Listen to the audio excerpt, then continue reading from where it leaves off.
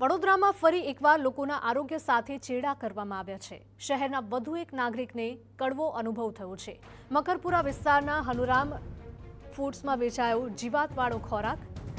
કચોરી ચાટમાંથી વંદો નીકળતા અનેક સવાલો ઉઠ્યા છે। કચોરીમાં વંદો જોતા જ ગ્રાહક ચોંકી ઉઠ્યા હતા। નાગરિકે પોતાના કડવા અનુભવનો વિડીયો વાયરલ કર્યો છે। બે જવાબદાર વ્યાપારી સામે કાર્યવાહી કરવામાં આવે તેવી માંગ કરવામાં આવી। વડોદરાની આ ઘટના છે। ફરી એક વખત આરોગ્ય વિભાગ સચેત થયું છે અને કાર્યવાહી કરવામાં આવી રહી છે। આ ઘટના સામે આવી રહી છે, જેને લઈને લોકોના આરોગ્ય સાથે ચેડા થતા હોય તેવું સ્પષ્ટપણે લાગી રહ્યું છે।